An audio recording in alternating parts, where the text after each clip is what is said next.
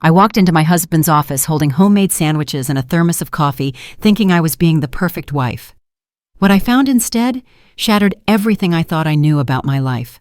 My sister, my own blood, was sitting on Martin's lap. They were kissing like I didn't exist, like our marriage was a joke, like 20 years of trust meant absolutely nothing. I should have screamed, should have thrown something, should have collapsed right there on his expensive carpet. But I didn't. I stood perfectly still, looked him dead in the eye, and said 5 words that would haunt him for the rest of his life. Then I turned around and walked out. He didn't follow me. He didn't call. He didn't even try to explain. That's when I knew this wasn't just an affair. This was something much, much worse. See, my husband wasn't just cheating, he was hunting. And I wasn't his first victim, I was number 16.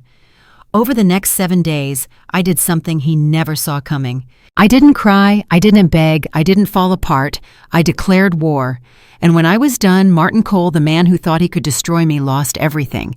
His money, his reputation, his freedom, his identity. 1 week after I caught them, he showed up at my door bankrupt and broken, begging me to stop. But I was just getting started. This is the story of how I took down a predator, saved 15 other women, and discovered that revenge isn't about anger, it's about justice. And trust me, by the end of this, you'll understand why I never ever forgave him. My name is Eleanor Hayes. Most people call me Ellie, and at 58 years old, I thought I'd finally figured out what happiness looked like. I'm a librarian at the Maple Grove Public Library, a job I've held for over 30 years, and I'm known around our small Ohio town for my apple pies and my quiet, steady presence. 7 years ago, I lost my first husband, David, to cancer, and I thought that kind of love only came once in a lifetime. Then I met Martin Cole. That Tuesday started like any other. The library was quiet, just the soft rustle of turning pages and the hum of the old heating system. I'd made Martin's favorite roast beef sandwiches that morning, the kind with horseradish mayo and those pickles he likes from the deli on Main Street. I packed them in the wicker basket I'd gotten at the church bazaar, added a thermos of coffee, and decided to surprise him at his office. We'd been married 3 years, and I still liked doing little things like that, gestures that said I was thinking of him, that I cared. Martin was a financial advisor, one of the most respected in the county. When we met at a community fundraiser 4 years ago, I was still raw from losing David, still learning how to sleep in an empty bed. Martin was charming in that effortless way some men have, asking the right questions, listening like my answers actually mattered. He told me life was too short to wait, that we deserved happiness now, not someday. 6 months later, we were married in a small ceremony at the courthouse. My sister Jenna was my maid of honor.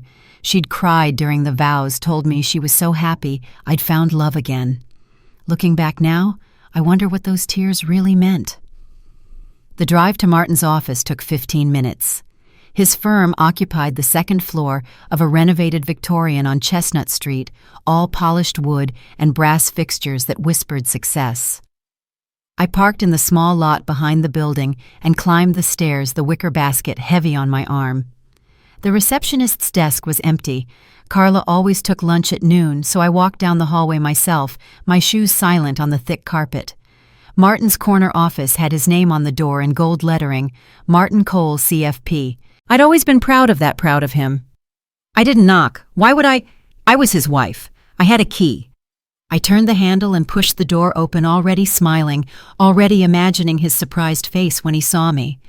The smile died before it fully formed. My sister Jenna was sitting on Martin's lap. Her hands were in his hair.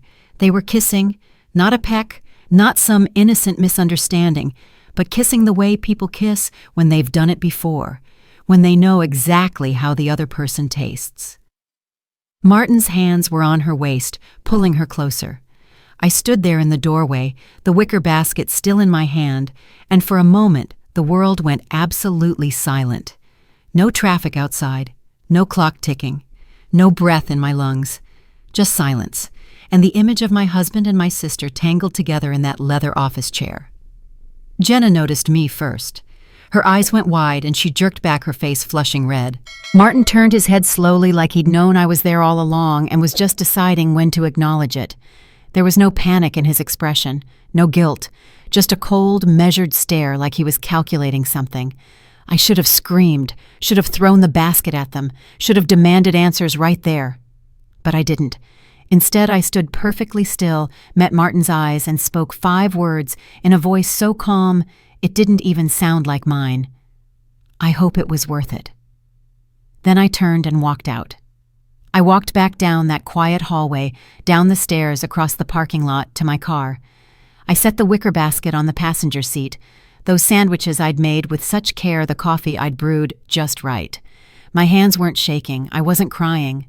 I felt strangely hollow, like someone had reached inside me and scooped out everything that mattered. Martin didn't follow me, didn't call my name, didn't come running down the stairs with excuses tumbling out of his mouth. That told me everything I needed to know. I drove home through streets I'd known my entire life, past the park, where David and I used to walk, past the church, where Martin and I got married, past the library, where I'd spent decades believing in order and fairness and the basic decency of people. When I got home, I sat in my kitchen, the one I'd painted yellow, because Martin said it was too dark, and I finally let myself feel it. Not sadness, not heartbreak. Rage. Pure, cold, clarifying rage.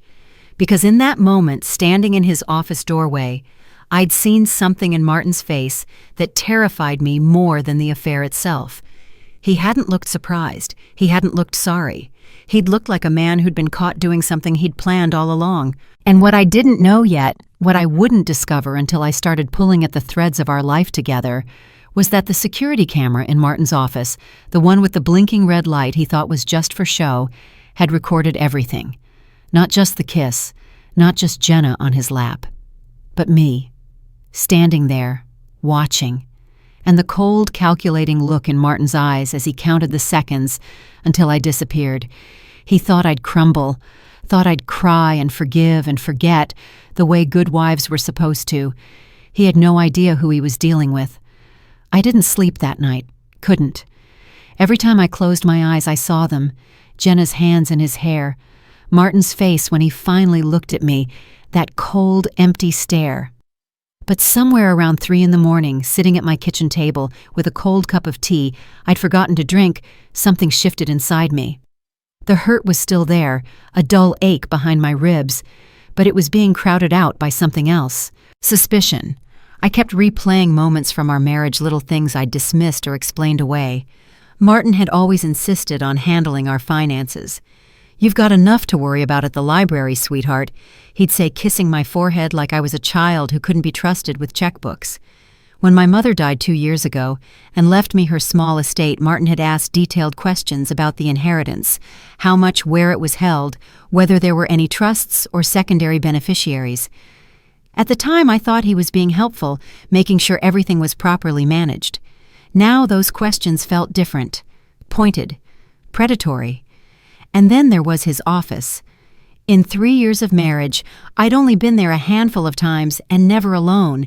He always met me in the lobby, walked me back out to my car, said he liked keeping work and home separate, that his office was boring anyway, nothing but filing cabinets and financial reports. I'd believed him because I had no reason not to, because I'd thought we were building a life together, not because he was hiding something. By the time dawn started creeping through the kitchen windows, I wasn't heartbroken anymore. I was angry, and I was going to find out why. I started in Martin's home office, a small room off the living room, where he kept duplicate files in his laptop. I photographed everything: bank statements, investment portfolios, insurance policies, the deed to our house. I didn't know what I was looking for yet, but I knew I needed evidence of something. My phone's camera roll filled up quickly, page after page of numbers and legal language I didn't fully understand, but would learn to. Then I moved to the hall closet where we kept old photo albums and memory boxes. I pulled down the white leather album from our wedding, expecting nothing, just being thorough. The photos were exactly as I remembered me in my simple cream dress, Martin in his navy suit, Jenna dabbing at her eyes with a tissue. But when I flipped to the back of the album, something slipped out from behind the last page. A photograph smaller than the others, printed on different paper. It showed Martin at what looked like a charity gala or fundraiser. He was younger, maybe early 40s, standing next to an elegant elderly woman in pearls and a black evening gown. They weren't touching, but they stood close, comfortable. The photo was dated in the bottom corner 20 years ago, a full 16 years before Martin and I even met. I turned it over, and my heart stopped. In Martin's handwriting, small and neat, "Next E. Hayes." My hands started shaking, then the first physical reaction I'd had since walking out of his office. E. Hayes, Eleanor Hayes, me. This photo was taken 2 decades ago, and my name was already on it. Next, like I was an item on a shopping list. Like I was a goal to be achieved. I sat on the floor of the hallway, that photograph in my trembling hands, and tried to make sense of it. How could Martin have targeted me 20 years ago? We met 4 years ago at a fundraiser, random, coincidental or so, I'd thought. But if my name was written on a photo from 1994, then nothing about our meeting was random. He'd been planning this, watching me, waiting. But why? What did I have that was worth a 20-year plan? I thought about Miriam Blake, my friend from college. We'd lost touch over the years, the way people do. But I knew she'd become a lawyer. More specifically, a lawyer who specialized in financial crimes. I'd seen an article about her in the newspaper a few years back, something about prosecuting white-collar fraud. I found her firm's number online and left a voicemail, keeping my voice steady, even though my hands were still shaking. She called back within an hour. "Ellie Hayes," she said, and I could hear the smile in her voice. "It's been forever. What's going on?" "I need a lawyer," I said. "But not for a divorce." There was a pause. "What do you need, Ellie?" I looked down at the photograph still clutched in my hand at my name, written in Martin's careful script. "I don't want a divorce lawyer, Miriam. I want a prosecutor." We agreed to meet the next day. After I hung up, I did 3 things I'd never done before in my marriage. I changed every password on every account I had access to. I transferred half the money from our joint savings account into a new account Martin didn't know about. And I started a folder on my laptop labeled Evidence. Because the wedding photo wasn't the worst part. The worst part was realizing I'd been a business plan all along. I didn't sleep that night. Couldn't. Instead, I sat at the kitchen table with a cup of tea that went cold hours ago, staring at the yellow walls I'd painted because Martin said the original color was too depressing. The rage from earlier had settled into something else, something quieter, but infinitely more dangerous. Clarity. I kept replaying moments from our marriage scenes I'd dismissed or explained away. Martin's insistence on handling all our finances, even though I'd managed my own money perfectly well for decades. The way he'd ask seemingly casual questions about my mother's estate when she passed questions that felt a little too detailed, a little too interested. How he always found reasons for me not to visit his office unannounced. "The clients need privacy, sweetheart," he'd say. "You understand?" I'd understood all right. I'd understood exactly what he wanted me to understand. But now, sitting in the dark kitchen at 3 in the morning, I understood something else entirely. This wasn't just about an affair. Affairs were messy, emotional, impulsive.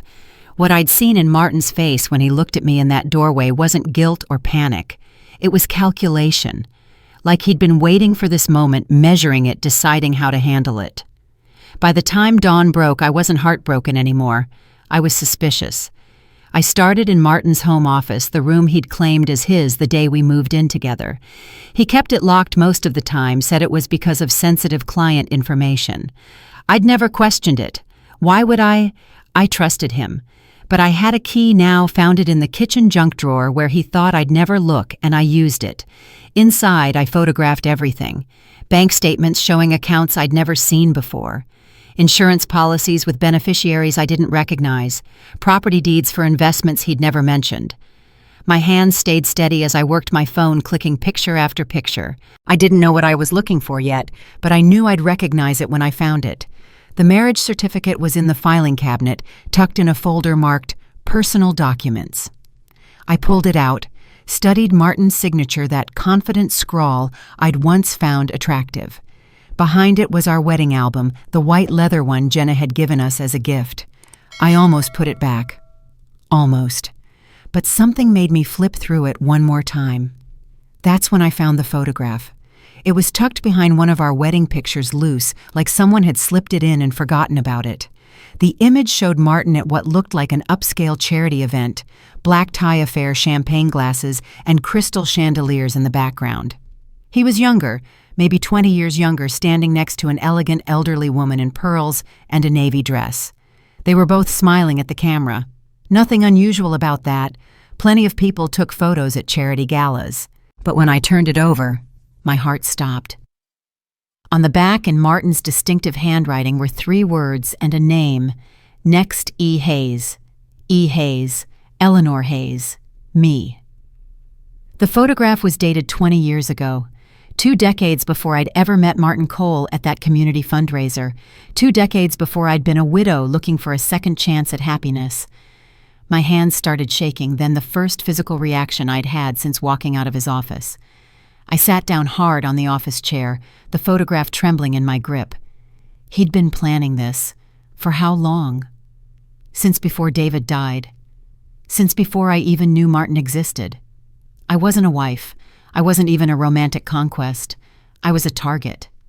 The timeline didn't make sense yet. I didn't know how Martin could have known about me 20 years ago, didn't know what connected me to that elegant woman in pearls, didn't know what next meant or what came before me. But the intent was crystal clear. Martin Cole had married me on purpose, with premeditation, with a plan that stretched back 2 decades. This wasn't betrayal.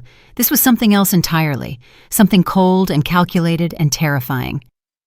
I took a picture of the photograph with my phone front and back, then slipped it into my purse. Evidence. I'd need evidence for whatever came next. Then I called Miriam Blake. Miriam and I had been roommates in college back when the world was simpler, and our biggest concern was passing organic chemistry. She'd gone on to law school, specialized in financial crimes, made a name for herself prosecuting white-collar criminals. We'd drifted apart over the years, the way people do, but I still had her number in my old address book, still remembered her fierce intelligence and her absolute intolerance for injustice. She answered on the 3rd ring, her voice foggy with sleep. "Hello. Miriam, it's Ellie Hayes. Eleanor, we went to college together." There was a pause, then recognition. "Ellie, my God, it's been 15 years. Are you okay? It's 5 in the morning. I need a lawyer." I said, my voice steadier than I felt. "But not a divorce lawyer. I need someone who knows financial crimes. I need a prosecutor." Another pause, longer this time. When Miriam spoke again, her voice was sharp alert. "What happened?" "I don't know yet," I said honestly. "But I'm going to find out. Can you meet me tomorrow?" "I'll clear my schedule," she said. "Send me your address." After we hung up, I sat there for a long moment, phone in my hand, wedding photo in my lap. Then I did something Martin never expected me to do. I fought back. I changed every password I had. Email banking, social media, everything. I logged into our joint checking account and transferred exactly half the balance to a new account I opened in my name only. Not to steal, not to punish, but to protect.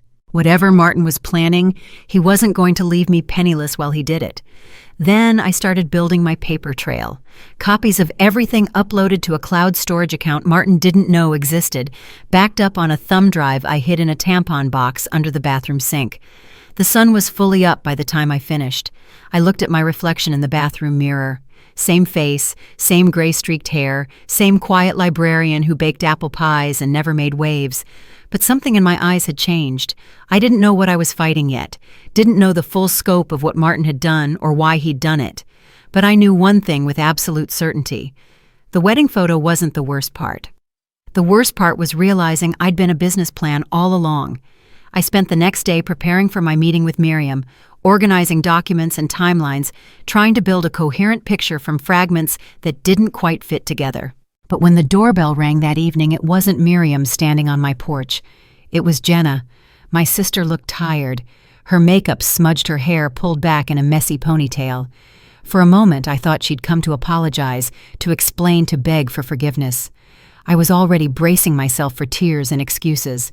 But when I opened the door, what I got instead was anger. "We need to talk," Jenna said, pushing past me into the house without waiting for an invitation. She stood in my living room, arms crossed, jaw set, in that defiant way she'd had since we were kids. "You don't get to play the victim here, Ellie." I closed the door slowly, my hand still on the knob. "Excuse me." "You heard me." Her voice was sharp, brittle. "You act like you're so hurt, so betrayed, but where were you when I needed you? When Mom was dying and the bills kept coming and I couldn't afford to keep the heat on in January." The accusation hit me like a slap. "Jenna, I sent you money. I was at the funeral. I called you every week." "You sent a check," she spat back. "You showed up for 2 days and went back to your perfect little life with your perfect new husband. You have no idea what it was like drowning in $80,000 of medical debt, watching collection agencies circle like vultures. I was alone, Ellie. Completely alone." I wanted to argue, to list every way I'd tried to help, every phone call she'd cut short, every offer of support she'd waved away. But something in her voice stopped me. Not the anger, but the rehearsed quality of it, like she was reciting lines she'd practiced. "Martin helped me," Jenna continued, her voice rising. "He paid off everything, every single bill. He saved me when my own sister couldn't be bothered. So don't you dare stand there and judge me for being grateful, for caring about someone who actually showed up when it mattered." I studied her face, looking for the sister I'd grown up with, the girl who'd shared my bedroom, and my secrets and my mother's apple pie recipe. But all I saw was someone performing, hitting her marks, delivering her lines with just enough conviction to be believable. "Is that what he told you to say?" I asked quietly. Jenna's eyes flickered, just for a second. "What?" "Martin, is that what he told you to say to me?" "Nobody told me anything," she said, but her voice had lost some of its edge. "I'm just telling you the truth." "The truth," I repeated. "That I abandoned you, that Martin saved you, that I have no right to be upset about finding my husband with my sister. That's not what I—" She stopped, shaking her head. "You're twisting my words." "Am I—" Her phone buzzed then, loud in the tense silence between us. It was sitting on the coffee table where she'd tossed it when she came in. Jenna lunged for it, but her hand was shaking, and the phone slipped from her fingers and clattered onto the glass surface, landing face up. I saw the notification before she could grab it. "Stick to the script. She'll believe you. M." Time seemed to stop. I stared at those words, at that single letter signature that could only mean one person. Jenna snatched the phone up, her face going pale, and suddenly she was fumbling for her purse, stammering excuses that made no sense. "I have to go. I shouldn't have come. This was a mistake." She was at the door before I could respond, practically running down the porch steps to her car. I didn't chase her, didn't call after her. I just stood there, my own phone already in my hand, the photo I'd managed to snap of her screen still glowing on my display. After her taillights disappeared down the street, I sat on the couch in the gathering darkness and let myself process what I'd just witnessed. My sister hadn't come here on her own. She'd been sent. Every word, every accusation, every guilt trip had been scripted by Martin, designed to make me doubt myself, to make me feel like I deserved what he'd done. But why? Why manipulate Jenna? Why stage this elaborate performance? The answer came to me slowly, like pieces of a puzzle clicking into place. Martin didn't just want an affair. He wanted me off balance, questioning myself, too consumed with family drama to look too closely at anything else. He wanted me distracted. I turned on the lamp and pulled out the folder I'd been compiling, the one I was supposed to show Miriam tomorrow. Inside were copies of my mother's estate documents, the ones Martin had so generously offered to handle when she died. I'd been grateful at the time, too grief-stricken to deal with paperwork and probate and all the bureaucratic machinery of death. Now I looked at them with fresh eyes. There were payments to accounts I didn't recognize, transactions that made no sense. A life insurance policy I'd never known Mom had taken out just 6 months before she died. And there in the beneficiary section was my name as primary and Martin Cole as contingent beneficiary. If something happened to me, Martin would get everything. My mother had died of complications from pneumonia, sudden and unexpected. She'd been in the hospital recovering well, and then she'd taken a turn. The doctor said these things happened sometimes, that older patients were fragile, that there was nothing anyone could have done. But Martin had been there. He'd visited her in the hospital, brought her flowers, sat with her when I couldn't get away from work. Everyone had commented on what a devoted son-in-law he was, how lucky I was to have found such a caring man. I looked at the insurance policy again, at the date it was signed at Martin's name in that beneficiary line. My hands weren't shaking anymore.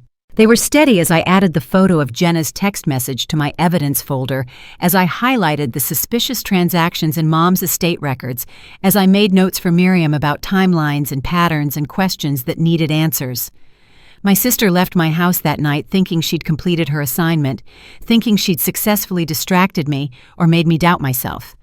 But what she didn't know, what Martin didn't know, was that her phone had showed me the truth. Jenna wasn't his lover. She was his actress playing a role in whatever sick game he was running. And I was done being part of the audience.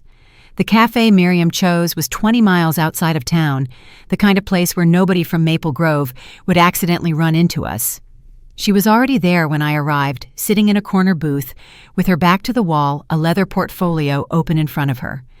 When she looked up and saw me, something flickered across her face that I couldn't quite read. Recognition, yes, but something deeper. Something that looked almost like relief. We ordered coffee, we didn't drink, and made small talk. We didn't mean for exactly 3 minutes. Then I slid my folder across the table and watched Miriam's expression change as she flipped through the pages.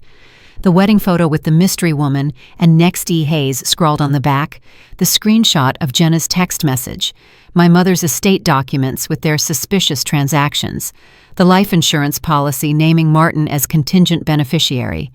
Miriam's face grew darker with each page, her jaw tightening until I could see the muscle working beneath her skin. When she finally looked up at me, her eyes were bright with something that might have been tears or might have been rage. "Ellie," she said, and her voice was rough. "I need to tell you something before we go any further. Something I should have told you on the phone, but I was afraid you'd hang up if you knew." My stomach dropped. "What is it?" She closed the folder carefully, her hands trembling slightly. 8 years ago, I represented my older sister Caroline in a case against Martin Cole. She'd hired him as her financial advisor after her husband died, trusted him with her retirement fund about $400,000. Within 18 months, it was gone. Martin claimed bad investments, market volatility, things beyond his control, but Caroline knew better. She knew he'd stolen it. I felt cold all over. "What happened? We had evidence." Miriam continued, her voice barely above a whisper. "Bank transfers, forged signatures, the whole pattern. But Martin had better lawyers who knew how to bury evidence and intimidate witnesses. The case fell apart. Caroline lost everything, not just the money, but the legal fees, her home, her dignity. 6 months after we lost the case, she took a bottle of sleeping pills and never woke up." The words hung in the air between us. I thought about my mother, about the sudden complications that had taken her, about Martin sitting beside her hospital bed with flowers and that concerned smile. "Miriam, I'm so sorry." She shook her head sharply. "Don't be sorry. Be angry, because I've been waiting 8 years for someone brave enough to take him down, someone he couldn't intimidate or pay off or silence. You're that person, Ellie. I know you are." "How can you be sure?" "Because you're still here," she said simply. "You're sitting across from me with evidence instead of crying at home with excuses. That's how I know." She made a phone call right there in the booth, and within an hour, a man named Caleb Rios joined us. He was younger than I expected, maybe 40, with sharp eyes behind wire-rimmed glasses and the slightly rumpled look of someone who spent more time with spreadsheets than people. Miriam introduced him as the best forensic accountant in the state, someone who'd helped her put away 3 Ponzi schemers and a county treasurer who'd embezzled $2 million from the school system. "Show him everything," Miriam said. So I did.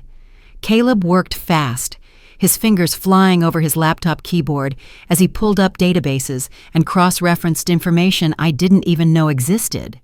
He asked questions in a quiet, methodical voice, taking notes in a spiral notebook that quickly filled with diagrams and numbers and names. It took him 3 days to find the pattern. 3 days of phone calls and encrypted emails and documents couriered to Miriam's office in manila envelopes marked confidential. When he finally asked us to meet him again, his face was grim. "I found 15 life insurance policies," he said without preamble. 15 different women, all widows or divorcees, all in vulnerable financial positions when they met Martin Cole. Each policy lists Martin as either the primary beneficiary or contingent beneficiary. The death benefits range from $200,000 to over $1 million. My hands felt numb. 15. "You're the 16th, Caleb said, and his voice was gentle but unyielding. "I found the application in Martin's office files.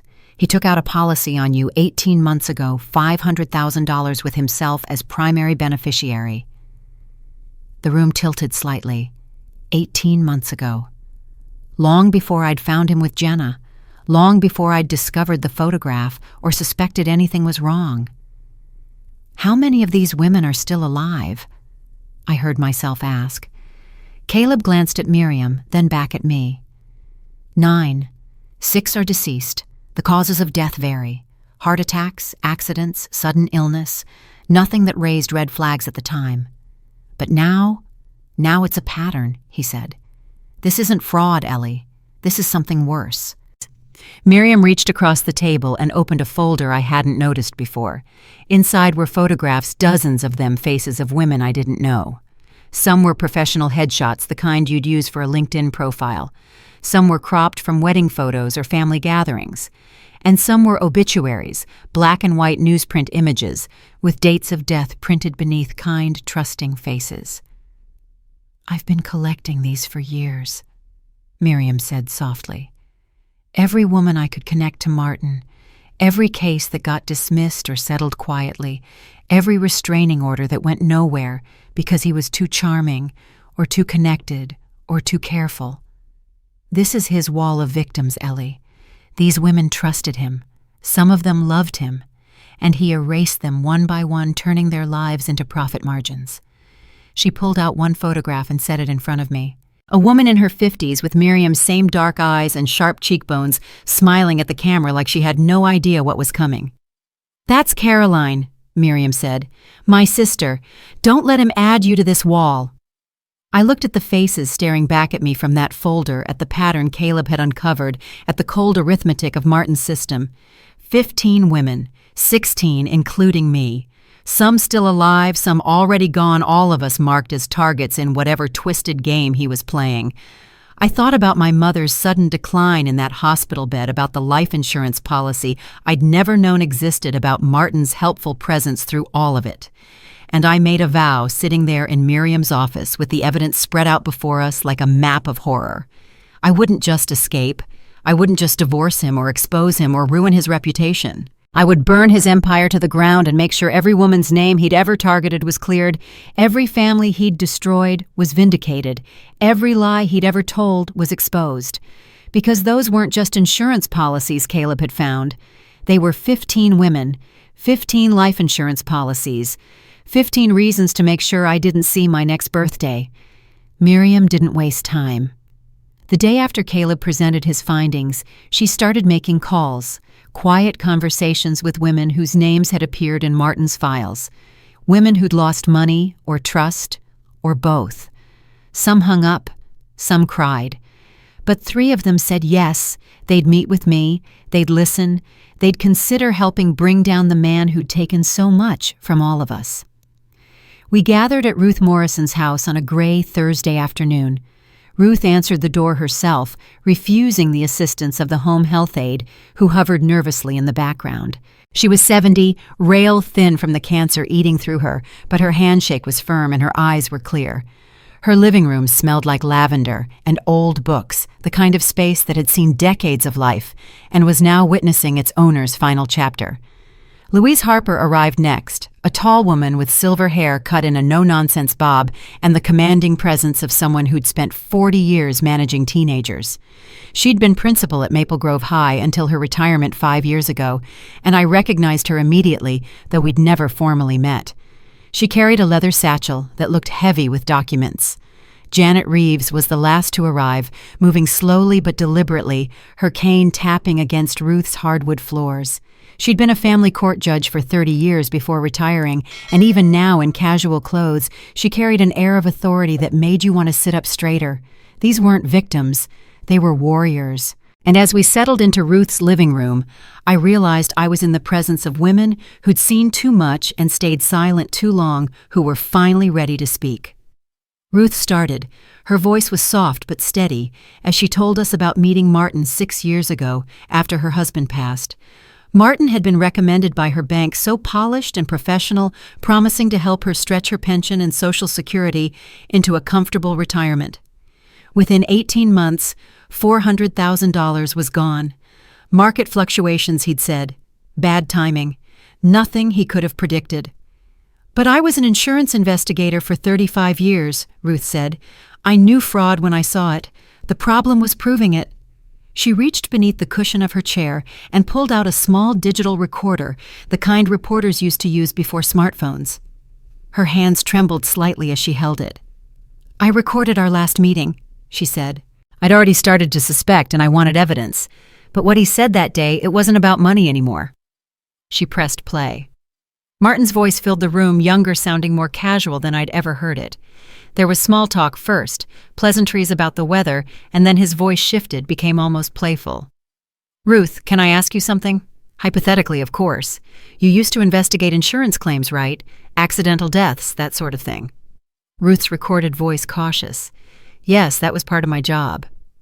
So hypothetically, if someone wanted to make a death look accidental, what would you look for? What mistakes do people make? There was a pause on the recording, and I could imagine Ruth's face, the realization dawning, but her voice stayed professional. That's a strange question, Martin. Just morbid curiosity, he said, laughing. I read too many mystery novels. But seriously, how would you do it? Medication interactions, a fall down the stairs. The recording continued for another 3 minutes, Martin pressing Ruth, deflecting, and by the end of it, my hands were shaking. He'd walked her through scenarios like he was planning a vacation, casual and thorough and absolutely chilling. I stopped answering his calls after that, Ruth said, clicking off the recorder. But I kept the tape. I knew someday it might matter. I just didn't know I'd be dying before I got to use it. You're not dying yet, Miriam said firmly, and this recording is gold. Louise spoke next, opening her satchel and pulling out printouts. She'd used her access to education databases to check Martin's credentials, the degrees he claimed, the certifications that decorated his office walls. 2 of them were from institutions that had closed decades ago. One was from a program that never existed. He's not a certified financial planner, Louise said flatly. The certificate in his office is a forgery. I verified it with the CFP board. Martin Cole is not and has never been certified. Everything he's built is on a foundation of lies. Janet, the retired judge, listened to everything with her hands folded in her lap. When we finished, she looked at each of us in turn. Here's what we're going to do, she said, and her voice carried the weight of decades, making decisions that changed lives. Ellie, you're going to file an emergency protective order tomorrow morning. I'll walk you through every word. We'll also file a motion to freeze all jointly held assets pending investigation. It won't stop him completely, but it'll slow him down. She turned to Louise. You're going to submit an anonymous tip to the Ohio Division of Financial Institutions about the falsified credentials. Make it detailed. Make it credible. Then to Miriam and Caleb. Forward everything about those insurance policies to the state insurance commissioner. Not as a formal complaint, yet just a concerned citizen notification. Let them start asking questions. Within 48 hours, we'd executed every piece of Janet's plan. I stood in the county courthouse and filed the protective order, my signature steady on every page. Louise's anonymous tip landed on the desk of a licensing investigator who'd been looking for a reason to examine Martin's practice. Caleb's carefully worded email to the insurance commissioner sparked an audit that would take weeks to complete, but had already frozen Martin's ability to collect on any policies. Martin's joint accounts were flagged. His credentials were under review. His insurance schemes were being investigated. He couldn't access our money. He couldn't operate freely. He didn't know yet who had hit him or how many fronts this war was being fought on. But he was starting to bleed. I thought about that photograph from 20 years ago, about the elegant woman in pearls and the words "Next E," next, Hayes on the back. I thought about my mother's sudden death, and Jenna's scripted confrontation, and Ruth's recording of Martin casually discussing murder techniques. And I realized something that made me smile for the first time in weeks. When 5 women stop being polite and start being strategic, even a predator becomes prey. The legal paperwork was filed, the investigations were beginning, but I couldn't stop thinking about my mother. The life insurance policy with Martin's name on it haunted me, along with the memory of how quickly she'd declined in those final weeks. Mom had been recovering well from pneumonia, the doctors optimistic, and then everything had gone wrong so fast. At the time, I'd accepted it as one of those tragic turns that happen with elderly patients. Now, with everything I knew about Martin, I couldn't accept anything at face value anymore. I drove to Riverside Memorial Hospital on a Monday morning, the same building where my mother had spent her last days 3 years ago. The medical records department was in the basement, a fluorescent-lit maze of filing cabinets and computer terminals. The clerk behind the desk looked up from her computer screen with the weary expression of someone who'd answered the same questions 1,000 times. "I need to request my mother's medical records," I said. "She passed away here 3 years ago. I'm her next of kin." Under HIPAA regulations, I had the legal right to access everything. The clerk handed me forms to fill out, explained the processing fee, told me it would take about a week. I paid with a check and left with a receipt and a sick feeling in my stomach that wouldn't go away. The records arrived in a thick manila envelope 7 days later. I spread them across my dining table, page after page of medical terminology and nursing notes and doctor's observations. My mother had been admitted for pneumonia on March 15th. The first week showed steady improvement. Her oxygen levels were stabilizing. Her fever had broken. The notes from Dr. Chen were optimistic, talking about discharge within days. Then something changed. March 22nd, patient experiencing confusion and disorientation.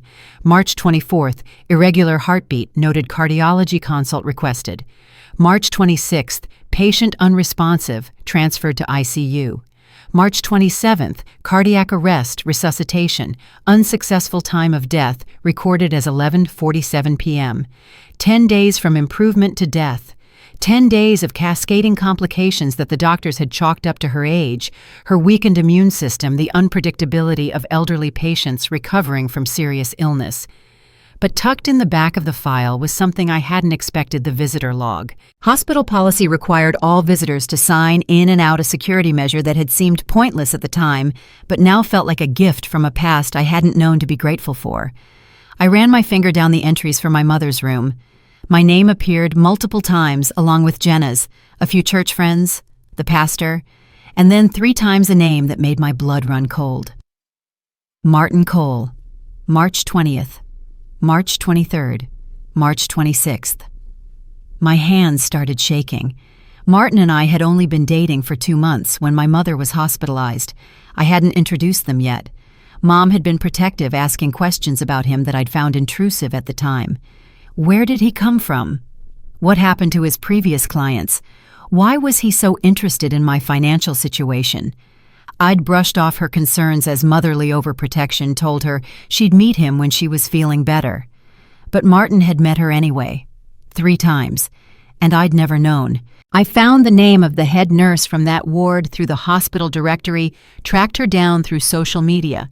Patricia Kowalski had retired 18 months ago and was living in Florida, but she answered my call on the second ring. "Mrs. Kowalski, my name is Eleanor Hayes. My mother, Margaret Hayes, was a patient on your ward 3 years ago. I'm hoping you might remember her." There was a pause, then a warm voice. "Oh yes, I remember Margaret. Such a sweet lady. I'm so sorry for your loss." "Thank you.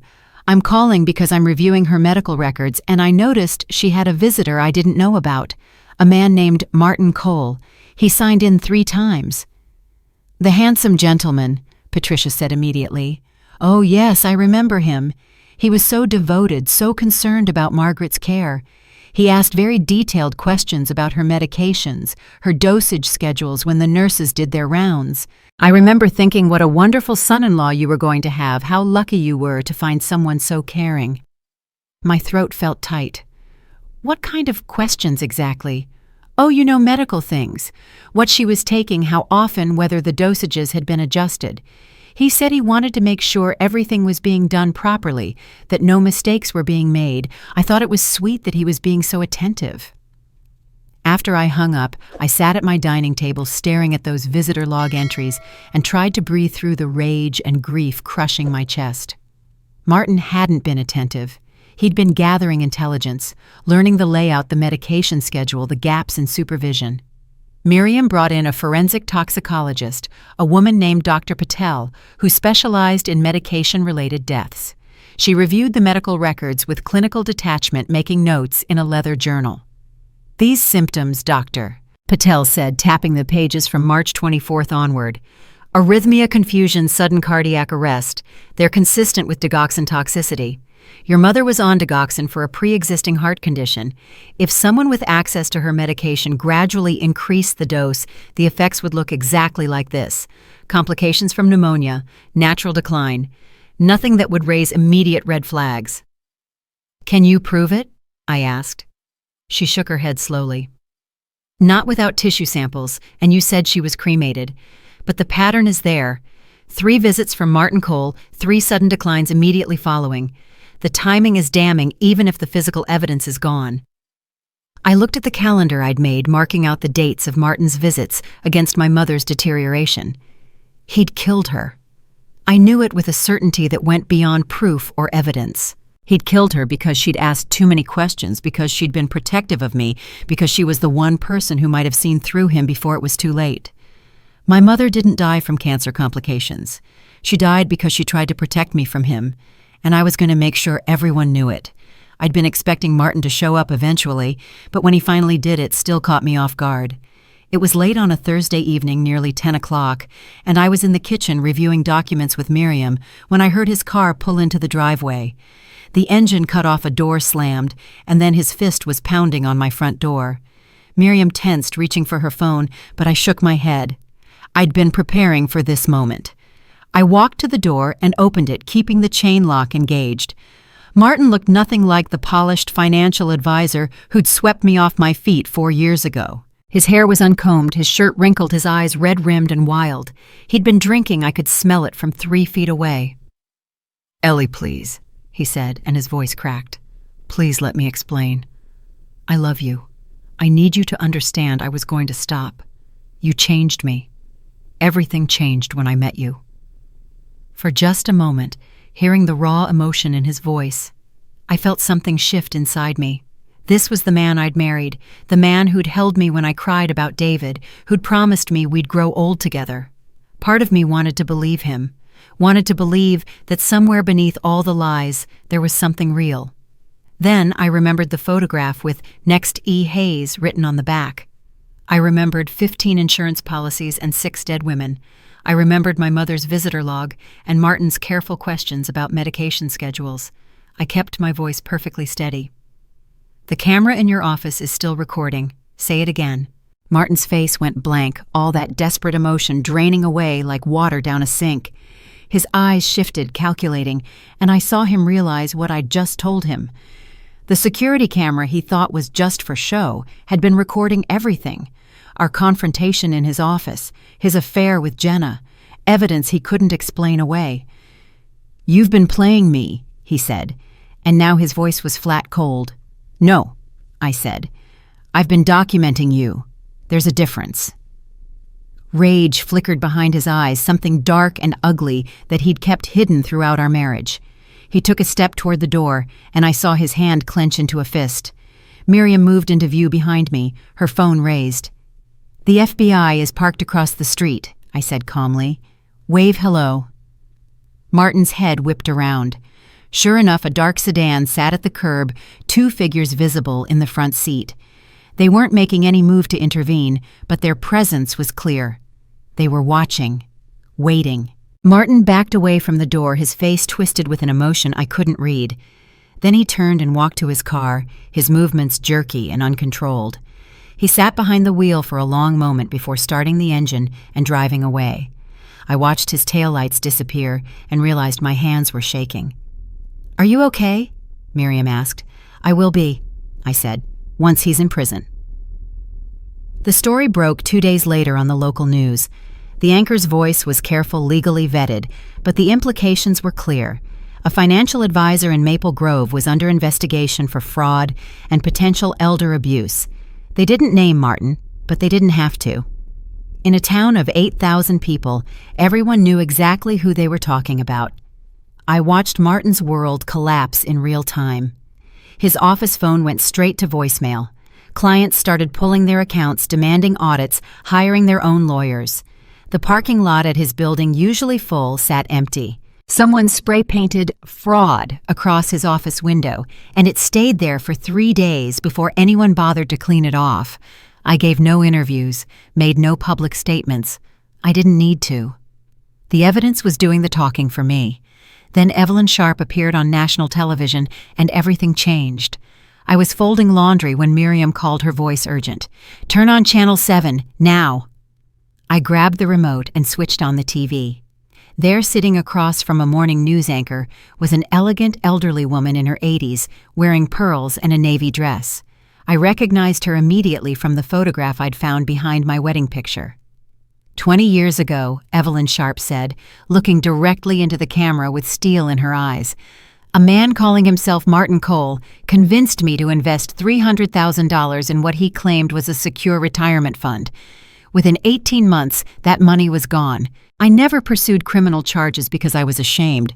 I thought I'd been foolish, gullible. But I'm 82 years old now, and I'm not ashamed anymore. I'm angry. The anchor leaned forward. "What made you decide to come forward now?" "Because I've been watching the news from Ohio," Evelyn said. "And I recognize the pattern. Martin Cole is not this man's real name. I hired investigators 20 years ago, the best money could buy, and they couldn't find any record of him existing before 1995. So I'm offering $500,000 to anyone who can prove Martin Cole's real identity and help bring him to justice. Because women like me, like Eleanor Hayes, like all his other victims, we deserve the truth." My phone started ringing before the interview even ended. Tips, questions, reporters wanting statements. But one message stood out, a private email with just 3 words: "Let's talk, Evelyn." We met the next afternoon at a restaurant 30 miles outside town.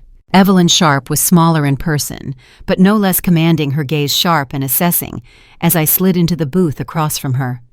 "You're braver than I was," she said without preamble. "I let him disappear. You're making sure he can't."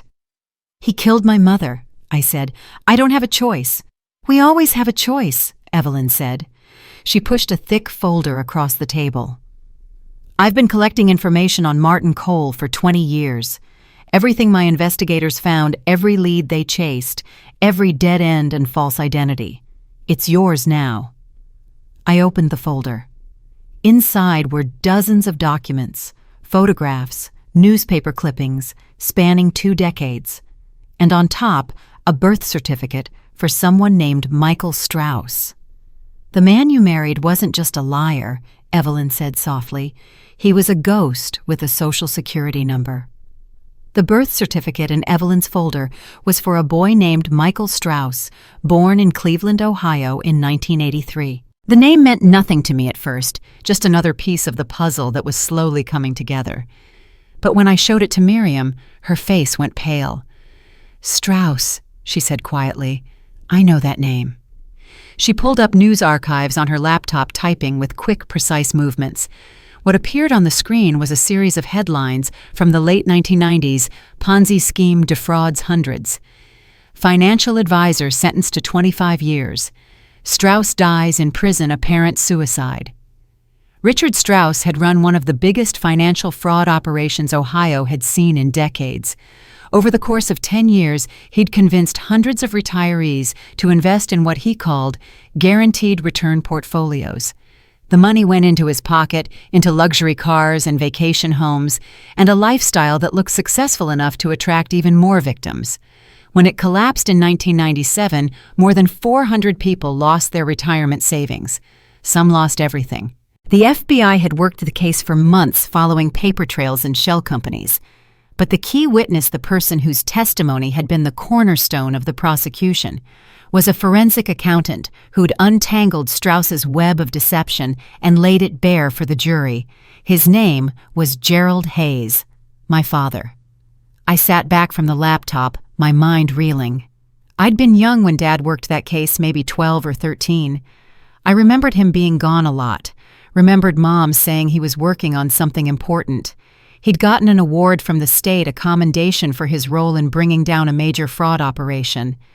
We'd gone to a ceremony at the courthouse, and Dad had given a speech about justice and protecting the vulnerable. I'd been so proud of him. Now I pulled up more articles searching for mentions of Richard Strauss's family. I found a photograph from the trial, a grainy courtroom sketch that had run in the Cleveland Plain Dealer. Richard Strauss at the defense table, his expensive suit unable to hide the defeat in his posture. And behind him in the gallery, a teenage boy with dark hair and hollow eyes staring at the witness stand with an expression of pure, burning hatred. The caption identified him as Michael Strauss, the defendant's 15-year-old son. I looked at that boy's face and tried to see Martin in it. The bone structure was the same, the shape of the jaw, the way his eyebrows drew together. 27 years had passed between that photograph and the man I'd married, but the connection was undeniable. Martin Cole was Michael Strauss. Miriam found the rest of the story through public records. After Richard Strauss hanged himself in prison in 1998, his wife Barbara had legally changed her name back to her maiden name Cole. She'd changed her son's name too, giving him a fresh start, a clean slate. Michael Strauss became Martin Cole, and they moved to a different city, tried to rebuild their shattered lives, but Michael had never forgotten. He'd never forgiven. The FBI confirmed it all with fingerprints lifted from Martin's office. They matched juvenile records from Michael Strauss's brief encounter with the law in 1999, a shoplifting charge that had been expunged when he turned 18. Agent Morrison called me personally to deliver the news, her voice professional, but tinged with something that might have been sympathy. "Your husband's real name is Michael Richard Strauss," she said. "He's been using the identity Martin Cole for 25 years. We're bringing him in for questioning." They let me watch through the two-way mirror when they interrogated him. Martin sat at the metal table in the small gray room, his hands folded, his face expressionless. He'd lawyered up immediately, but his attorney had stepped out to take a call, and in that brief window, Agent Morrison did something unexpected. She brought me into the room. Martin looked up when I entered, and for the first time since I'd known him, I saw genuine surprise cross his face. I walked to the table and slid the newspaper photograph across to him, the one of 15-year-old Michael Strauss staring at my father with hatred in his eyes. He looked at it for a long moment. Then he looked at me, and he smiled. It wasn't the charming smile he'd used to court me, or the cold smile I'd seen in his office. This was something else, something that looked almost like relief. "You figured it out," he said. "Good. I was tired of pretending I loved you, Eleanor." My hands were steady on the table between us. "My father destroyed your family." "Your father," Martin said, and now his voice had an edge to it. "Destroyed my father." Stood up in that courtroom and testified for 3 days about fraud and victims and justice. He was the hero. We were the villains. My mother couldn't find work. We lost our house. Kids at school called me the thief's son. And then Dad killed himself, and we had nothing. Not even our name. "So you decided to do to me what happened to you." "I decided," Martin said slowly, "to return the favor. Your father took everything from my family. I wanted to take everything from his, starting with his daughter, and I almost did." Agent Morrison stepped forward, but I held up my hand. I needed to finish this. "Almost," I said. "But you failed. And now everyone will know exactly who you are. Not Martin Cole, respected financial advisor. Michael Strauss, son of a fraud who became exactly what his father was." For the first time, Martin's smile faded. His eyes went dark, and I saw something flicker across his face that might have been fear or might have been shame. "You're just like him," I said quietly. "Your father destroyed people's lives for money. You destroyed them for revenge. But the result is the same, and the ending will be the same too." I walked out of that interrogation room with my head high, leaving Martin sitting alone with the ghost of his father and the ruins of his elaborate decades-long revenge plot. This wasn't a con. This was a blood feud disguised as a marriage. And I'd just won. I'd been home from the FBI interrogation for less than an hour when my phone rang. Jenna's name appeared on the screen, and for a moment I considered not answering. We hadn't spoken since that night she'd come to my house with her scripted accusations, since I'd seen Martin's text telling her to stick to her lines. But something made me pick up. "Ellie." Her voice was raw, barely above a whisper. "Please, I need to see you. I need to tell you everything." We agreed to meet at an all-night diner 40 minutes outside Maple Grove, the kind of anonymous place where nobody would recognize us or care about our business. I arrived first, choosing a booth in the back corner, ordering coffee I had no intention of drinking. When Jenna walked through the door 20 minutes later, I barely recognized her. My sister looked like she hadn't slept in days. Her hair hung limp around her face, her eyes were swollen and red-rimmed, and she'd lost weight she couldn't afford to lose. She slid into the booth across from me and didn't waste time with pleasantries. "I knew Ellie," she said, the words tumbling out like she'd been holding them back too long. "Not at first. At first I really believed he loved me, that we had something real. But I knew. Eventually, I knew." I wrapped my hands around my coffee cup and waited. This was her confession, her moment. I wasn't going to make it easier. "He paid off my medical debt," Jenna continued, staring at her hands. $80,000 just like that. I thought it was generosity, thought he was helping me because he cared. But then he started asking questions. Casual at first. "What time did you go to the library? Did you keep financial records at home? What had Mom left you in her will?" I told myself he was just being thorough, that he was a financial advisor, and these questions were natural. She looked up at me then, and I saw something in her eyes I'd never seen before, shame so deep it had hollowed her out. Then I found the files in his car. I was looking for a phone charger, and I opened the glove compartment, and there was this folder. Profiles of women I'd never heard of. Insurance documents. Handwritten notes about target timelines and acquisition strategies. Your name was on one of the pages, Ellie, with dates, with plans. I realized I wasn't helping a jealous husband. I was helping a predator hunt my own sister. My throat felt tight, but I kept my voice level. "Why didn't you tell me?" "Because I was terrified," Jenna said, and now tears were streaming down her face. "He had leverage. He recorded us together, told me if I ever spoke out, he'd release the videos and destroy whatever reputation I had left. And the money, God, the money. He made it clear he could take it all back, report me to collections, ruin me financially. I was trapped. Every day I wanted to warn you, and every day I was too much of a coward to do it." She reached into her purse and pulled out a small USB drive, setting it on the table between us like an offering. "But I recorded him too," she said. "Every conversation I could, especially after I found those files. He talked about his plans about the other women, about how the insurance policies worked. He never suspected I was documenting everything. It's all here. Everything you need." I picked up the drive, turning it over in my fingers. It was such a small thing to hold so much weight. "I'm not asking you to forgive me," Jenna said, her voice breaking. "I don't deserve that. I'm asking you to let me fix this. To let me help take him down. I'll testify. I'll tell them everything. I'll do whatever it takes." The diner was quiet around us, just the soft clink of dishes and the murmur of late-night conversations. I thought about my mother, about how she'd always said family was complicated, that loving someone meant seeing their worst and choosing them anyway. I thought about the little girl Jenna had been before debt and desperation, and Martin's manipulation had twisted her into someone I didn't recognize. "You hurt me," I said finally. "You let him use you. You were in my house sitting on my couch lying to my face." "I know." "But you're here now," I continued.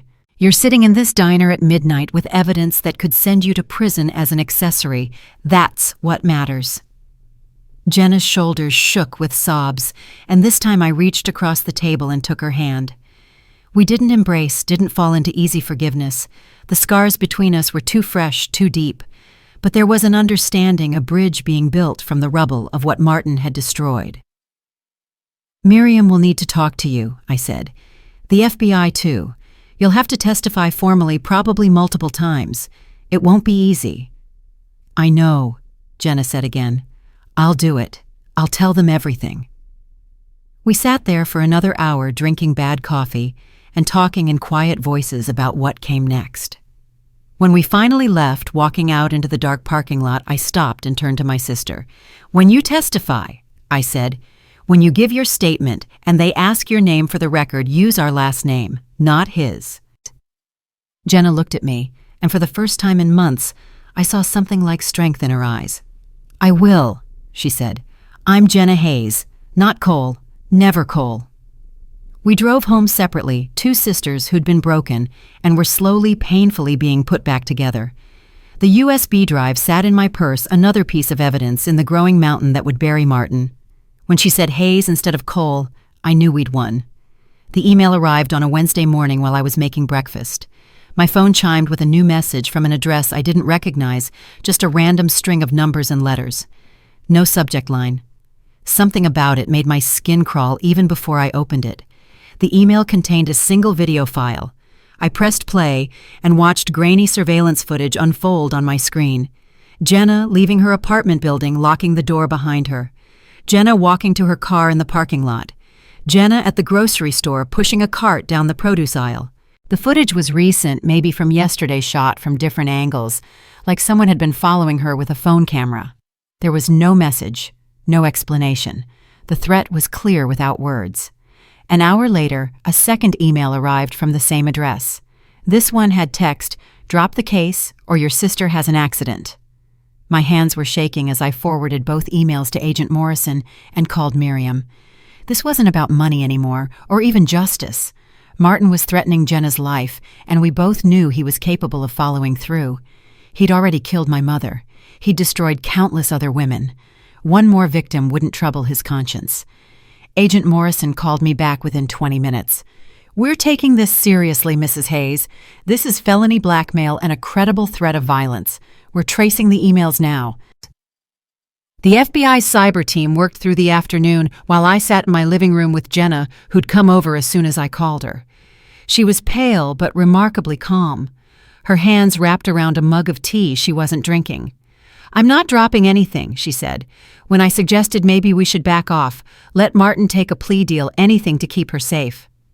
He's counted on women being too scared to fight back. I'm done being scared." By evening, Caleb had worked his tech contacts and narrowed the IP address origin to a 40-mile radius. Then, through a combination of cell tower data and credit card transactions, they pinpointed a location, the Riverside Motel, a rundown place off Highway 33, where rooms rented by the week and nobody asked questions. The raid happened just after midnight. Agent Morrison called me from the scene, and I could hear voices shouting in the background, the controlled chaos of law enforcement executing a warrant. "We've got him," she said. They found Martin in room 17, and what they found with him painted a picture more terrifying than I'd imagined. There was a duffel bag packed with clothes, $10,000 in cash, and 3 fake IDs with Martin's photo, but different names. A burner phone contained draft messages he'd never sent, more threats, more surveillance details. But the worst discovery was a small black case hidden under the bathroom sink. Inside were medical supplies, syringes still in their sterile packaging, 3 vials of insulin, latex gloves, and a handwritten list on yellow legal paper. The list had names and addresses, my daily schedule, including when I left for work and when I returned home, Jenna's apartment number, and the fact that she left her bedroom window cracked at night. Ruth Morrison's hospice facility with notes about visiting hours and which entrance had the least security. Agent Morrison's voice was grim when she described it to me over the phone. "Mrs. Hayes, he wasn't planning to run. He was planning to eliminate witnesses. Insulin in a non-diabetic can cause fatal hypoglycemia that looks like natural causes, especially in elderly or sick patients. If we hadn't found him tonight, if he'd gotten to Ruth or your sister—" She didn't finish the sentence. She didn't need to. They arrested Martin on the spot. Blackmail, stalking, conspiracy to commit murder. The charges were federal now, not just state. He'd crossed too many lines, threatened too many people, planned too methodically for this to be anything less than premeditated violence. I watched the news coverage the next morning, footage of Martin being led out of that motel in handcuffs, his face blank and empty. The polished financial advisor was gone. What remained was Michael Strauss, son of a con man who'd spent 27 years planning his revenge and had finally been stopped. But as I watched that footage, something crystallized inside me. This wasn't just about Martin and me anymore. It wasn't even just about the 15 other women whose names appeared in his insurance files. This was about every woman who'd ever been targeted by men like him, every family destroyed by people who saw human lives as profit opportunities. Ruth was in hospice fighting to stay alive long enough to see justice done. Miriam's sister had died, believing she was worthless, that losing everything was somehow her fault. My mother had been murdered, trying to protect me. These women deserved more than Martin getting arrested. They deserved the world to know what he'd done, deserved their names cleared and their stories told. I called Miriam that afternoon, my decision made. "We're not settling," I said. "I don't care what kind of plea deal his lawyers offer. We're taking this to trial. I want every detail exposed. I want the media there. I want everyone to know exactly who Martin Cole really is and what he did to us." Miriam was quiet for a moment. Then her voice came through, strong and certain. "Then that's what we'll do. We'll make sure his name becomes synonymous with everything he tried to hide." I hung up and looked at the photograph I'd found all those weeks ago, the one with "Next E. Hayes" written on the back. Martin had made me a target, had planned my destruction with the same cold calculation he'd used on 15 other women. But he'd made one critical mistake. He'd assumed I'd be easy to break, easy to silence, easy to erase. He didn't come to that motel to run. He came to finish what he started. And instead, we finished him. The preliminary hearing was scheduled for a Thursday in late October, and the courtroom was packed an hour before proceedings began. I sat in the front row with Miriam, watching reporters jostle for position, watching other women file in quietly, women whose faces I recognized from Miriam's folder of victims. Martin entered flanked by 2 expensive lawyers in tailored suits, and he looked exactly like what he'd always pretended to be successful, composed, slightly annoyed by the inconvenience of it all. He wore a navy suit that probably cost more than most people's monthly rent, and when he sat at the defense table, he barely glanced at the gallery behind him. Then Ruth Morrison was wheeled into the courtroom. The bailiff held the door as a hospice nurse pushed Ruth's wheelchair down the center aisle. An oxygen tank hung from the back of the chair, clear tubing running to Ruth's nose, and she looked impossibly small in her best dress, the fabric hanging loose on her wasted frame. But when she looked up at the judge and was sworn in, her voice carried through the courtroom with perfect clarity. The prosecutor, a sharp woman named Linda Chen, walked Ruth through her testimony with gentle precision. How Ruth had met Martin 6 years ago, how he'd promised to help her pension stretch through retirement, how $400,000 had vanished into thin air while Martin explained it away as market volatility and bad timing. Ruth's voice never wavered, even when she described having to choose between medications and groceries, between heating her home and paying her medical bills. Then Prosecutor Chen said the words that changed everything. "Mrs. Morrison, do you have any other evidence regarding Mr. Cole's character and intentions?" Ruth nodded slowly. "I do. I have a recording." Martin's lead attorney shot to his feet, objecting before the recording even started, but Judge Harrison overruled him with a sharp look. The courtroom fell silent as Chen pressed play on the digital recorder Ruth had kept safe for all these years. Martin's voice filled the space, younger sounding but unmistakable. "Ruth, can I ask you something? Hypothetically, of course. You used to investigate insurance claims, right? Accidental deaths, that sort of thing. So hypothetically, if someone wanted to make a death look accidental, what would you look for?" The recording played for 3 minutes, Martin's casual tone asking detailed questions about medication, interactions, about how investigators determined natural death from suspicious circumstances, about what mistakes people made when trying to stage accidents. When it ended, the silence in the courtroom was absolute. Ruth turned in her wheelchair to look directly at Martin. Her oxygen hissed softly, the only sound in the room. "You asked me how to kill someone and make it look natural," she said, her voice clear and strong. I have the proof. And I have cancer, Mr. Cole. What do you have? Martin's carefully maintained composure cracked. His face went pale, his eyes shifted away from Ruth's steady gaze, and his lawyer leaned in urgently whispering words I couldn't hear. But I saw Martin shake his head, saw something like fear cross his features for the first time since this all began. 3 days later, Ruth passed away peacefully in hospice. I was there holding her hand when she took her last breath. Just before the end, she'd squeezed my fingers and whispered, "I saw him in chains. I can rest now." Her funeral drew dozens of women. Martin had touched women who stood together in the church cemetery as silent witnesses to what he'd done and what Ruth had helped stop. I delivered the eulogy with a steady voice looking out at their faces. Ruth didn't live to see the trial end, I said, but she lived to see him fall. That's justice. She kept her promise, and I swore I'd keep mine. The trial began 4 months after Ruth's death on a cold February morning when snow was falling soft and quiet outside the courthouse windows. Martin arrived each day in perfectly tailored suits, his hair neat, his expressions somber and controlled. His defense team had crafted a careful narrative. Yes, Martin had made mistakes in his personal life. Yes, he'd had an affair. Yes, some of his financial advice hadn't worked out as planned. But none of that made him a murderer.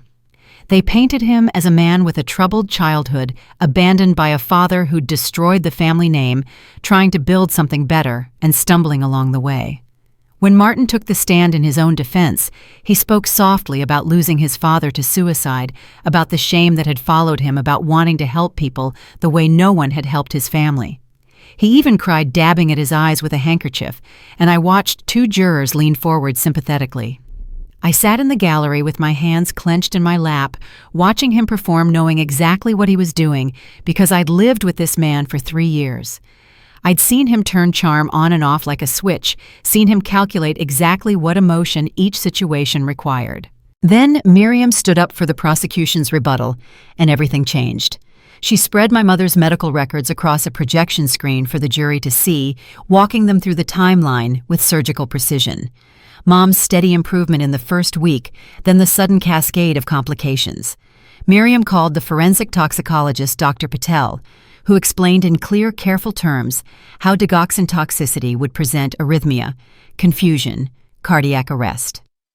The hospital pharmacy confirmed digoxin had been prescribed for my mother's pre-existing heart condition, a medication she'd taken safely for years. Then Miriam displayed the visitor log, Martin's name appearing 3 times, and showed the jury the correlation, each visit followed by a rapid decline in my mother's condition. The courtroom was silent, except for Miriam's voice, steady and relentless, building the case piece by piece. But the moment that broke, Martin came when Miriam introduced Dr. Raymond Holt's sealed statement.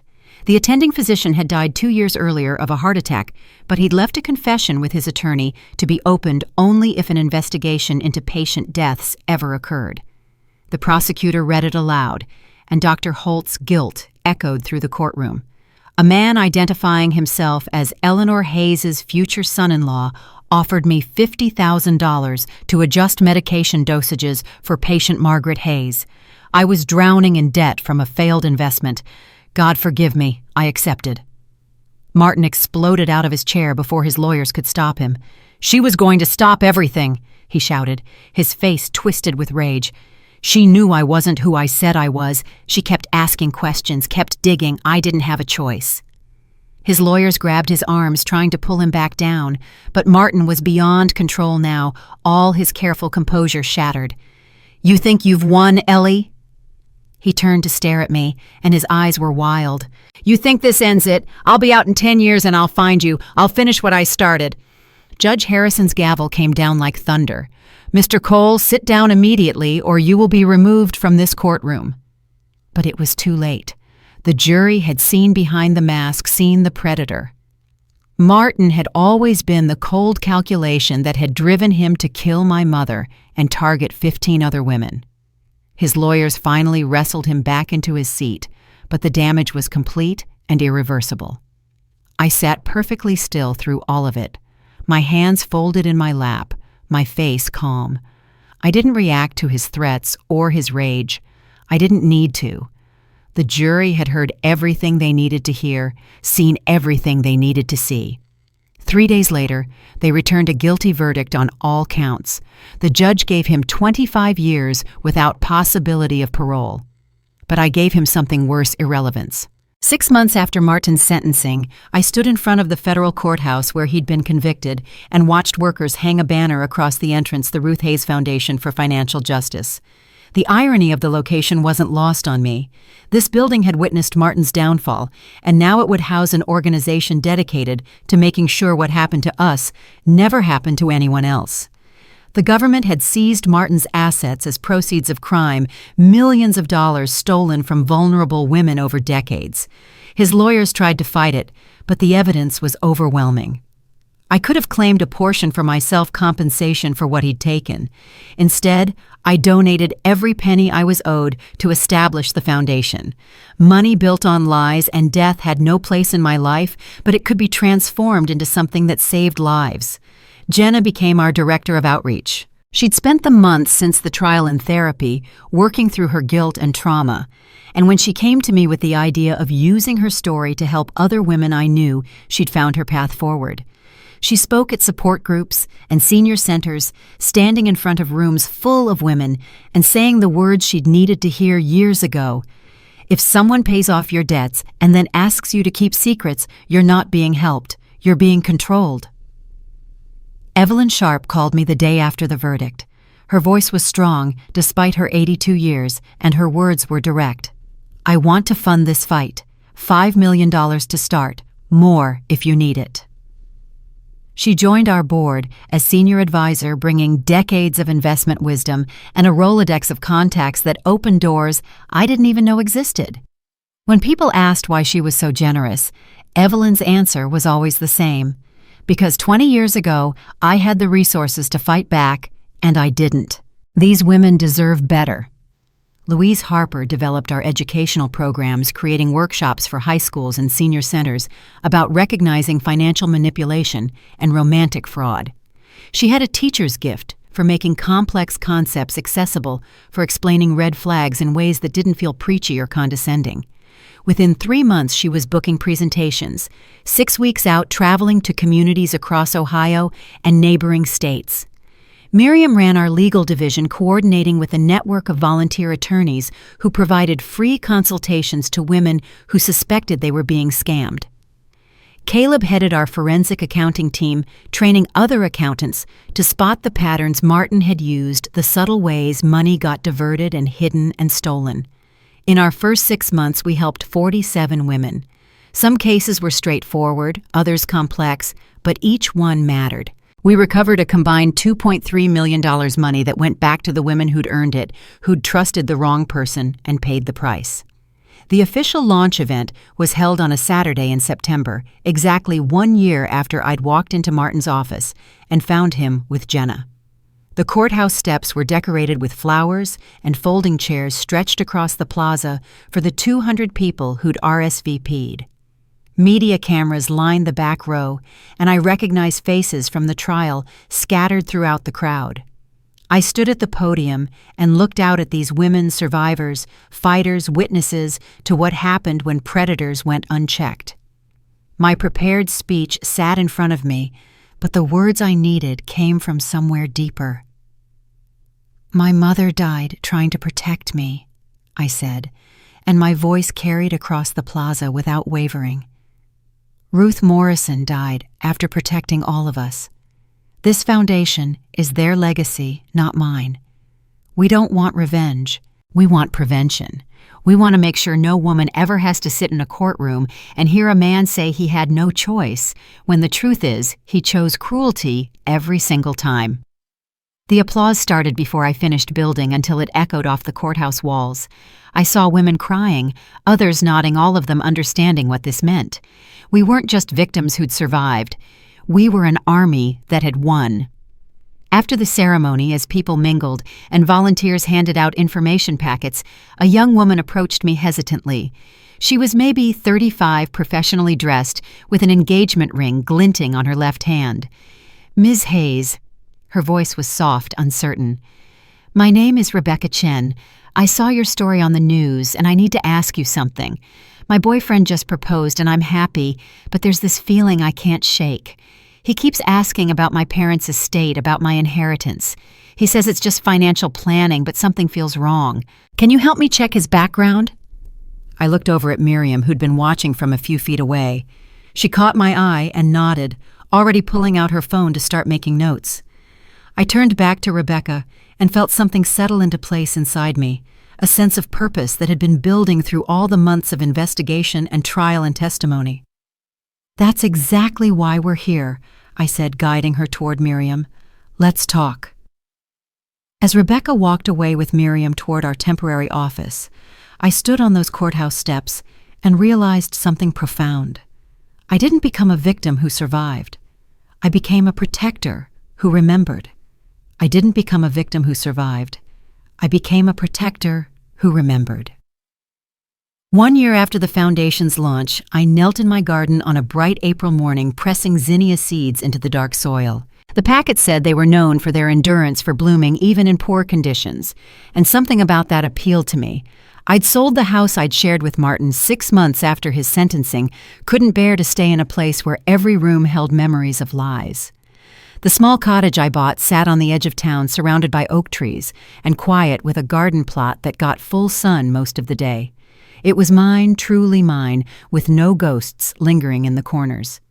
Jenna came by most Sundays now bringing apple pies made from Mom's recipe, the one we'd thought was lost, until we found it in an old cookbook tucked in a kitchen drawer.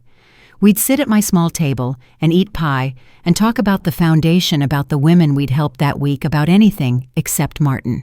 He existed somewhere in a federal prison, his appeals denied his name, now synonymous with exactly the kind of predator he'd always been. We didn't need to talk about him anymore. He'd become what he deserved to be, irrelevant.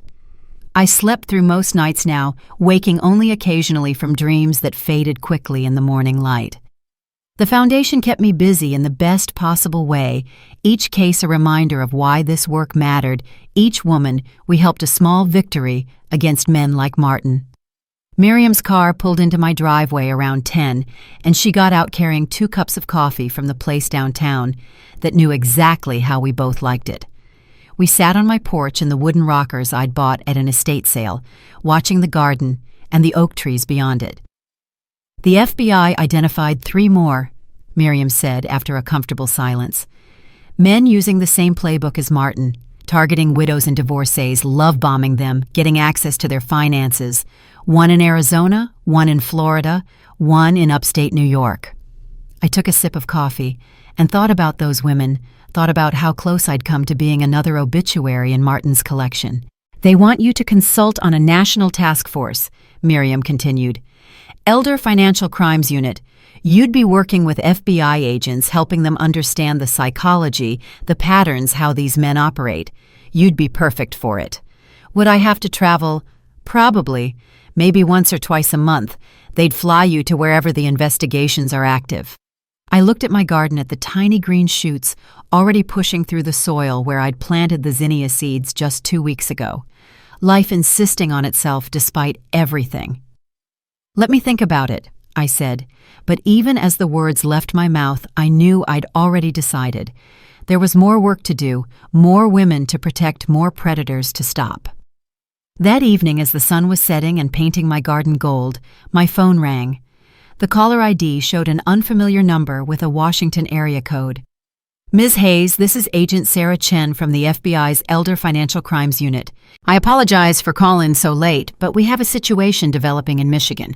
A financial advisor, same pattern as your case 15, confirmed victims, possibly more. We need someone who understands how these men think, how they operate. Would you be willing to consult? I walked to the window and looked out at my garden. The zinnias were just beginning to show color, tough little blooms that would keep flowering until the first frost. I thought about Ruth, who'd given her last days to stop Martin. I thought about my mother, who'd tried to protect me and paid with her life. I thought about Rebecca and all the women who'd walked through the Foundation's doors, scared and ashamed and desperate for someone to believe them. I thought about how I was 59 years old now, gray-haired and stronger than I'd ever been, no longer waiting for someone else to deliver justice. "I have all the time in the world," I said. After I hung up, I stood in my garden as dusk settled around me, phone still in my hand, zinnia petals catching the last golden light. The foundation would continue its work. Jenna and Miriam and Evelyn and Louise would keep helping women in Ohio. But there was a bigger fight now, a national network of predators who thought they could operate in shadows, who counted on women being too ashamed or too scared to fight back. They were wrong. Someone once asked me if I'd forgiven Martin. I said no, and I meant it. Forgiveness is for people who deserve a second chance, who've shown remorse, who've earned redemption through change and accountability. Justice is for people who don't. My phone buzzed with a text message. "Agent Chen again. There's another advisor targeting widows in Grand Rapids. Can you help?" I smiled, looking at my garden where zinnias would soon bloom in defiant color, where life continued despite poor soil and harsh conditions, where endurance meant everything. Some gardens grow best when tended by those who've weathered the worst storms. I typed back a single word, yes. That's my story. The story of how I walked into an office with homemade sandwiches and walked out with a mission that changed my life and saved countless others. Martin Cole thought he could destroy me the way his father's crimes had destroyed him. He thought revenge was a straight line from his pain to mine. But he was wrong about something fundamental. Hurt people don't have to hurt people. We can choose differently. We can choose to protect instead of destroy, to build instead of tear down, to turn our worst experiences into someone else's salvation. Today, the Ruth Hayes Foundation continues to grow. We've helped over 500 women across 18 states recover more than $8 million stolen by financial predators. Jenna runs our outreach program with a passion that comes from understanding both sides of manipulation. Miriam leads our legal team with the fierce dedication of someone who lost a sister and refuses to lose anyone else. And I consult with the FBI, helping identify patterns and protect vulnerable women before they become statistics. If this story moved you, if it made you think about the people in your life or the instincts you've been ignoring, please subscribe to this channel. Hit that notification bell so you never miss a story that might change your perspective or even save your life. More importantly, share this video with someone who needs to hear it. Your mother, your sister, your friend who's been dating someone who asks too many questions about money. Sometimes the story is the warning someone needs. I want to hear from you in the comments. Have you ever had that gut feeling that something was wrong in a relationship, but you ignored it because you wanted to believe the best in someone? What finally made you listen to your instincts? And for those of you who've survived financial abuse or romantic fraud, what advice would you give to someone who's just starting to suspect they're being targeted? Your experience could be exactly what saves someone else. The comments section isn't just for discussion. It's a community of survivors and protectors, and your voice matters here. Remember what Ruth taught me. Zinnias bloom even in poor soil. You're stronger than you think, braver than you know, and you deserve people in your life who see your value instead of your vulnerabilities. Trust your instincts. They're usually right. And if you're in danger right now, if someone is isolating you or controlling your finances or making you question your own judgment, reach out. Call the National Domestic Violence Hotline, contact your local FBI field office, or visit our foundation's website. There are people ready to help people who've been exactly where you are and made it through to the other side. Thank you for listening to my story. Now go protect yours.